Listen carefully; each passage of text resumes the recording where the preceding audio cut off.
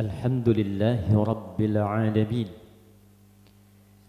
الحمد لله الذي فرض الجمعة للمؤمنين ليكونوا من الذاكرين، والصلاة والسلام على رسول الله نبينا وسيدنا محمد أفضل الأنبياء والمرسلين، إمام المحسنين والمتقين، الذي أرسل رحمة للعالمين، فصلوات الله عليه وسلامه التام وعلى آله وصحبه وذرياته وأمته إلى يوم الدين.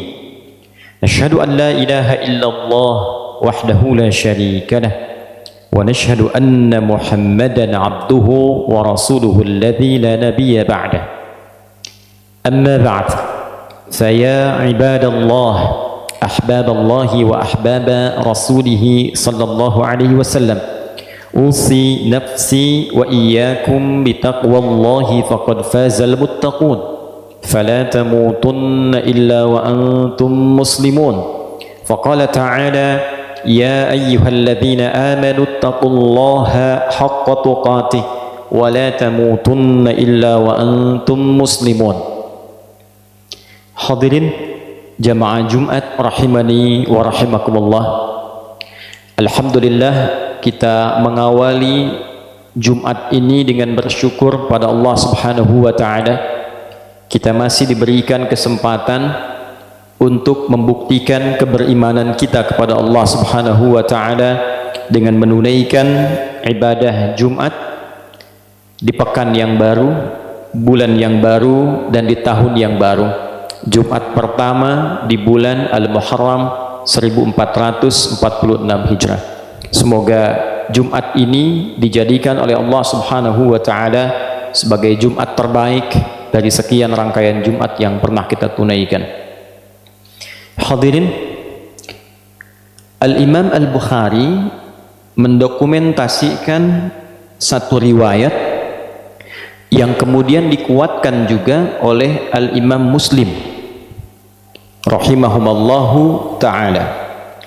Ada dua sosok terdekat dari Nabi sallallahu alaihi wasallam yang dikutip dan didokumentasikan riwayatnya oleh dua imam ahli hadis mulia ini.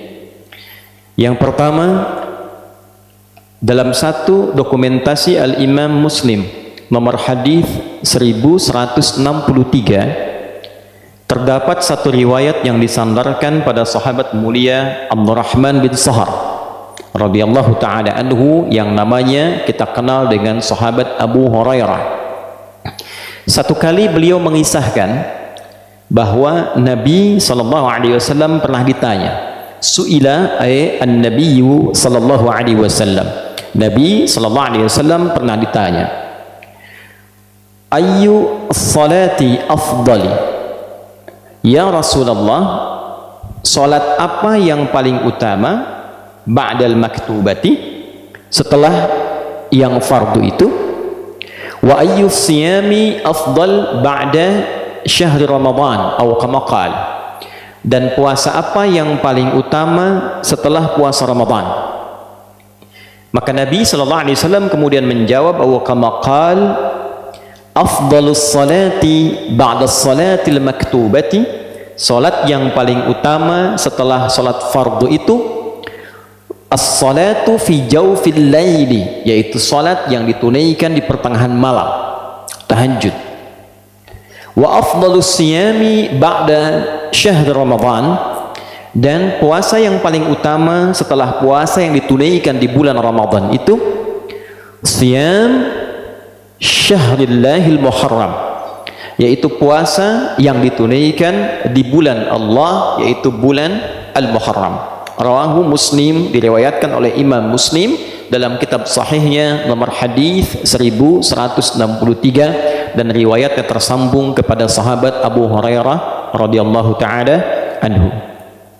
Hadirin, hadis ini memberikan kesan yang istimewa pada bulan Al-Muharram karena disifati bulan ini dengan amalan-amalan yang tidak serupa dengan amal ibadah yang ditunaikan di selainnya. Tidak sama ketika kita tunaikan di bulan Safar misalnya, bulan Rabiul Awal. Demikian seterusnya, setiap waktu memiliki keistimewaannya. Ramadan punya keunggulannya tersendiri, Dzulhijjah punya keunggulannya tersendiri. Maka bulan Al-Muharram memiliki keutamaan yang langsung disebutkan oleh Nabi SAW. Salah satunya adalah bulan yang saat menunaikan ibadah puasa di dalamnya, maka puasa itu menjadi istimewa di hadapan Allah Subhanahu wa ta'ala. Hadirin sekalian, apa korelasinya ibadah puasa ini dengan bulan Al-Muharram? Atau dalam bahasa yang lebih lugasnya, apa hikmahnya ibadah puasa ini ditunjuk menjadi ibadah yang istimewa di bulan Al-Muharram? Kenapa tidak disebut umrah misalnya? Kenapa tidak disebut tilawah Al-Quran? Kenapa tidak disebut misalnya sedekah? Tapi yang diutamakan di sini adalah as-siyam atau puasa. Hadirin, seperti kita ketahui, puasa adalah di antara amal ibadah yang saat ditunaikan di waktu yang sama, dalam kondisi yang sama, bisa meningkatkan ketaatan kepada Allah Subhanahu wa ta'ala, taat, sekaligus juga mencegah pelakunya berbuat maksiat. Seorang yang puasa umumnya bukan hanya menunaikan ibadah fardu yang terjaga, sunnah ingin dia kerjakan, salat sunnah dia tingkatkan, bacaan Al-Quran dia tingkatkan, sedekah dia tingkatkan. Dan inti pada puasa ini yang paling penting adalah ibadah ini memiliki kesan yang istimewa karena mampu dengan menunaikannya secara benar dapat mengendalikan nafsu syahwat manusia, sehingga berpotensi ia meninggalkan perbuatan-perbuatan maksiat dan mencegah perbuatan terlarang di kemudian hari. Seseorang yang menunaikan puasa tentu tidak akan ia mengorbankan puasanya dengan berdusta, tentu tidak akan terdorong dirinya untuk mencela, akan menahan tangannya untuk mencuri, akan menahan sikapnya untuk mengerjakan selalu perbuatan-perbuatan yang mulia saja. Itulah siyam, itulah fadilah menunaikan ibadah puasa. Dan dengan inilah kemudian para ulama seringkali memberikan highlight, garis bawah, bahwa dengan menunaikan ibadah puasa itu kita mampu mengendalikan diri. Inti puasa pengendalian diri, inti puasa pengendalian nafsu. Seseorang yang mampu mengendalikan nafsunya, maka ia akan mampu mencegah dirinya berbuat maksiat. Itulah sebabnya nafsu ketika disebut dengan fujur di antara namanya, lawannya adalah takwa. Wa nafsi wa ma sawwaha fa alhamaha fujuraha wa taqwaha. Tujuan puasa mengendalikan nafsu, meningkatkan takwa. Itulah sebabnya ketika 30 hari atau 1 bulan kurang lebih kita menunaikan ibadah puasa Ramadan, tujuan terbesarnya adalah meningkatkan takwa, mengendalikan nafsu. Ya ayyuhalladzina amanu kutiba alaikumussyam kama kutiba alal ladzina min qablikum la'allakum tattaqun. Dengan menunaikan puasa itu diharapkan takwanya meningkat. Bila takwa sudah meningkat, otomatis nafsunya ditekan. Bila takwa meningkat, taatnya naik, maka maksiatnya ditekan. Maksiat itu cenderung mendorong pelakunya untuk berbuat sesuatu yang terlarang. Perbuatan yang terlarang dalam syariat disebut dengan muharram. Mencuri terlarang, maka mencuri itu muharram. Minum khamar, miras santika itu muharram. Korupsi itu muharram. Berdusta itu muharram. Hukum yang melekatkan pada setiap perbuatan yang dilarang, hukumnya disebut dengan haram namanya. Mencuri itu muharram, hukumnya haram. Korupsi itu muharram, hukumnya haram. Bila kita ingin berlatih meninggalkan segala yang dilarang itu dan memulai pada waktunya kita untuk mempraktekkan itu, di waktu ini saya ingin meninggalkan segala yang dilarang, maka rumusnya diantaranya dalam bahasa Arab, tambahkan al pada nama kalimatnya. Sesuatu yang dilarang muharram, tambahkan al, disebut dengan al-muharram.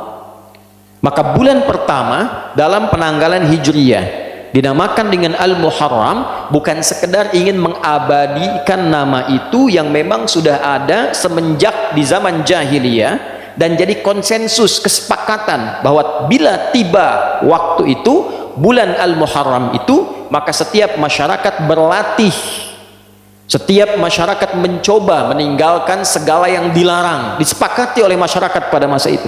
Anda bayangkan zaman jahiliyah saja, kalau sudah masuk Al-Muharram, sudah viral dari masa-masa sebelumnya. Jangan bertengkar, jangan saling membunuh, jangan saling menyakiti. Itu ada konsensus.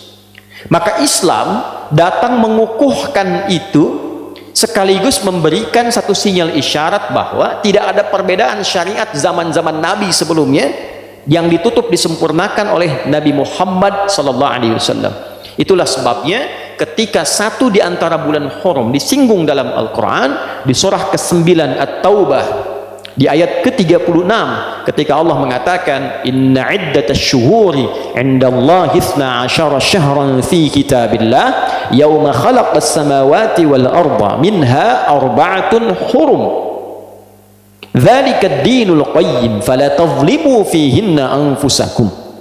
Sungguh Allah menegaskan jumlah bilangan bulan yang Allah telah tetapkan sejak mencipta langit dan bumi itu, yang mengiringi perjalanan waktu kita setahun ada 12 bulan. Dari 12 itu ada 4 bulan yang terhormat, bulan Hurum. Bulan kita menjaga diri, menjaga kehormatan, mengevaluasi, meninggalkan maksiat. Itulah ketentuan agama yang benar. Maka bila telah tiba di 1 bulan itu, maka jangan sampai kita melakukan perbuatan-perbuatan yang terlarang. Jangan menzalimi diri. Lisan itu fungsinya bicara yang baik. Ketika lisan digunakan pada yang tidak baik, itu zalim namanya. 4 bulan ini 3 berurutan kata Nabi, thalatha mutawaliyah, Dzulqa'dah, Dzulhijjah, Al-Muharram. Lalu yang keempat bulan Rajab, bulan yang ke-7 itu yang kita ketahui. Hadirin, bila kita rangkai seluruh uraian ini, ternyata Al-Muharram bukan menjadi penanda awal pergantian satu waktu dalam penanggalan Islam. Tapi Al-Muharram juga komitmen kita untuk memulai hari baru, tahun baru, waktu yang baru dengan keadaan yang baru yang lebih baik. Bagaimana cara menjadi baik itu? Berhijrah. Apa esensi hijrah itu? Maka dalam hadis riwayat Al-Bukhari diisyaratkan oleh Nabi SAW, esensi hijrah itu meninggalkan segala yang dilarang oleh Allah dan Rasulnya, yang haram-haram. Maka kalendernya Hijriyah, bulannya Al-Muharram, perbuatannya koreksi diri kita, evaluasi diri kita untuk mencoba meninggalkan segala yang dilarang oleh Allah dan Rasulnya. Tidak ada cara yang terbaik untuk bisa mengoptimalkan itu dan pesan-pesan yang istimewa tadi, kecuali salah satu amalan efektifnya dengan menunaikan ibadah puasa. Karena saat puasalah kita bisa mengoreksi diri dengan baik. Kita bisa mencoba berlatih meninggalkan segala yang dilarang. Kita bisa memaksimalkan ibadah yang menunjukkan ketaatan kita meningkat di hadapan Allah Subhanahu wa taala. Itulah sebabnya Nabi SAW ketika ditanya oleh segelintir sahabat, puasa apa yang istimewa, yang utama setelah Ramadan, maka Nabi tidak ragu mengatakan puasa yang ditunaikan di bulan Allah Al-Muharram. Dilekatkan dengan nama Allah untuk menunjukkan keistimewaan bulan Al-Muharram ini. Hadirin rahimani wa rahimakumullah, apakah utuh puasanya di bulan Al-Muharram ini? Apakah sebagian saja? Para ulama ada yang mengatakan karena Nabi menyebutkan bulan Al-Muharram, maka ada yang menghukumi silahkan sebanyak-banyaknya tunaikan di bulan Al-Muharram itu. Ada yang membatasi dengan memberikan keutamaan tanggal 1 sampai 10. Ada yang tidak membatasi, bahkan menambahkan keutamaan. Kalau yang biasa Senin dan Kamis, Ayyamul Bid ditunaikan di bulan ini, maka meningkat keutamaannya. Ada juga di antara penanggalan ini satu tanggal yang istimewa, disepakati oleh ulama tanpa perbedaan, dan riwayatnya tersambung pada sosok mulia, lingkup A1 dari Nabi SAW, satu di antara istri Nabi SAW, Ummul Mukminin, ibunda kita semua, Sayyidah Aisyah radhiyallahu taala anha. Yang hadis ini direkomendasikan oleh para ulama dan terdokumentasikan dalam Sahih Al-Bukhari nomor hadis 4504. Demikian Imam Muslim mengutip pula hadis ini di nomor hadis 1125. Dari Nabi sallallahu alaihi wasallam informasinya dinukilkan oleh Sayyidah Aisyah, beliau mengatakan radhiyallahu taala anha atau kama qalat, tatkala Nabi sallallahu alaihi wasallam berhijrah ke Al-Madinah Al-Munawwarah, maka orang-orang Yahudi pada masa itu sedang menunaikan puasa di hari ke-10 di bulan Al-Muharram, dikenal dengan Ashura. Maka ketika ditanya mengapa mereka puasa, mereka menjawab, inilah hari Musa alaihi salam diselamatkan oleh Allah dari kejaran Fir'aun. Fir'aun binasa, Musanya sentosa. Maka untuk menunjukkan bukti syukurnya, ditunaikanlah puasa sebagai syukur pada Allah subhanahu wa ta'ala. Ini rumus. Boleh diantara nikmat syukur itu kita tingkatkan dan kita syukuri dengan menunaikan ibadah seperti puasa. Nabi muncul hari lahirnya, beliau puasa. Itulah yang menjadi puasa sunnah di hari Senin. Jadi kalau kita merasakan satu nikmat, boleh kita syukuri dengan meningkatkan ibadah, salah satunya puasa. Hadirin sekalian, maka Nabi berkomentar, saya lebih berhak dibandingkan dengan Musa. Maka beliau kemudian menunaikan puasa, meminta umatnya juga menunaikan puasa sebagai penghormatan pada peristiwa itu. Dan ketika tiba Ramadan, Nabi memerintahkan umatnya memilih, mau tunaikan silahkan, mau tidak juga tidak mengapa. Hadirin, ternyata penelusuran terhadap riwayat bukan hanya peristiwa Musa yang terbebas saja. Nabi Adam alaihi salam turun ke bumi dan diterima taubatnya oleh Allah setelah menyampaikan kalimat indah yang diterima dari Allah, Rabbana zalamna anfusana wa illam taghfir lana wa tarhamna lanakunanna minal khasirin, yang diabadikan di Al-A'raf itu ternyata terjadinya 10 Al-Muharram. Nabi Nuh alaihissalam ketika kapalnya itu yang telah dihantam oleh badai, kemudian muncul banjir dan beliau selamat dengan pengikutnya, keselamatannya terjadi di bulan Al-Muharram di tanggal ke-10. Dan peristiwa-peristiwa besar lain banyak mengiringi, menunjukkan perubahan, menunjukkan evaluasi, menunjukkan muhasabah yang inti seluruhnya ini terdapat dalam puasa. Jadi wajar ketika tanggal 10 Al-Muharram ada puasa sunnah dan memberikan manfaat menggugurkan dosa yang pernah dilakukan. Maka bagaimana cara menjalaninya? Bukan sekedar menahan lapar dan haus, tapi kita mengoreksi diri kita seperti Nabi Adam mengoreksi dirinya, kakek moyang kita. Ada istighfar yang kita bisa sampaikan pada Allah subhanahu wa ta'ala. Yang kedua, ada yang dicontohkan memulai jalan baru untuk meninggalkan maksiat. Umat Nabi Nuh banyak maksiat, muncul banyak cobaan, muncul banyak masalah. Maka tolong dicek, kalau dalam kehidupan banyak masalah yang tidak tuntas, tidak selesai, coba dicek. Kalau tandanya bukan ujian rasa cinta seperti Allah menguji para nabi, para rasul, boleh jadi ada maksiat yang pernah dikerjakan, koreksi. Atau kita tunjukkan bukti syukur pada Allah, selama ini jarang kita syukuri nikmat, banyak meminta sesuatu yang tidak ada, yang ada lupa disyukuri. Maka ambil pada kisah Nabi Musa diselamatkan dari Fir'aun, syukuri. Maka niatkan hari ke-10 itu kita menunaikan puasa untuk mensyukuri nikmat Allah yang didapatkan sampai detik itu. Yang kedua, kita komitmen mengoreksi diri untuk menjadi pribadi yang lebih baik. Dan yang selanjutnya, kita menatap masa depan dengan menyiapkan agenda-agenda baru yang diridhai oleh Allah subhanahu wa ta'ala. Itulah Al-Muharram, itulah awal bulan Hijriyah. Bukan sekedar berganti tanggal, berganti tahun, berganti tulisan, tapi menghadirkan komitmen yang berganti dari maksiat kepada taat.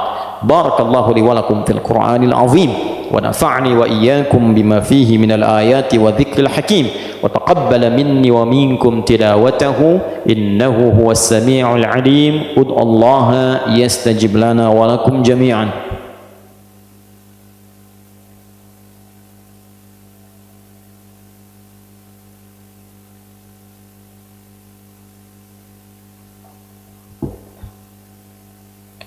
Alhamdulillah wassalatu wassalamu ala rasulillah wa ala alihi wa sahbihi wa man walah. Amma ba'du, fa ya ibadallah, usi nafsi wa iyyakum bitaqwallahi faqad fazal muttaqun, fala tamutunna illa wa antum muslimun. Asyhadu an la ilaha illallah wahdahu la syarika lah, wa nashhadu anna Muhammadan abduhu wa rasuluhu alladzi la nabiyya ba'dah. فقال تعالى إن الله وملائكته يصلون على النبي يا أيها الذين آمنوا صلوا عليه وسلموا تسليما اللهم صل وسلم وبارك على حبيبك الكريم رسولك المصطفى الأمين نبينا وسيدنا محمد وعلى آله وصحبه أجمعين اللهم نحمدك حمدا كما علمتنا أن نحمدك ونشكرك شكرا كما علمتنا أن نشكرك أنت المقدم وأنت المؤخر بيدك الخير إنك على كل شيء قدير ربنا لا تدع لنا في مقامنا هذا وفي كل مقام ذنبا إلا غفرته ولا هما إلا فرجته ولا دينا إلا قضيته ولا مريضا إلا شفيته ولا حاجة من حوائج الدنيا والآخرة فيها لك رضا وفيها لنا الصلاح إلا قضيتها يا أرحم الراحمين اللهم تبنا إليك توبة نصوحا كفر عنا سيئاتنا واغفر لنا ذنوبنا في هذا الشهر المبارك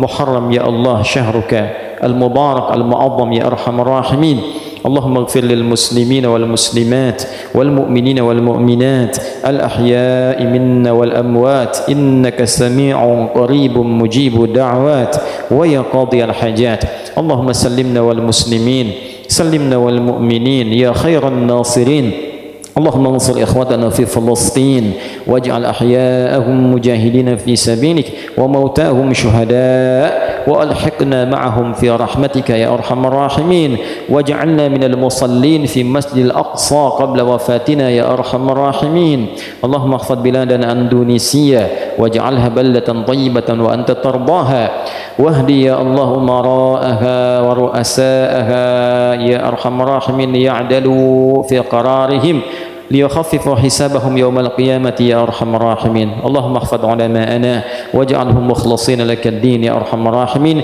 وبارك هذا المبنى مدرسة أخيار ومعهدها يا رب العالمين اللهم ربنا آتنا في الدنيا حسنة وفي الآخرة حسنة وقنا عذاب النار وصلى الله على سيدنا محمد وعلى آله وصحبه وذريته وأمته إلى يوم الدين وآخر دعوانا سبحانك اللهم ربنا وبحمدك نشهد أن لا إله إلا أنت نستغفرك ونتوب إليك والحمد لله رب العالمين عباد الله إن الله يأمر بالعدل والإحسان وإيتاء ذي القربى وينهى عن الفحشاء والمنكر والبغي يعظكم لعلكم تذكرون ولذكر الله أكبر والله يعلم ما تصنعون أقيموا الصلاة يرحمكم الله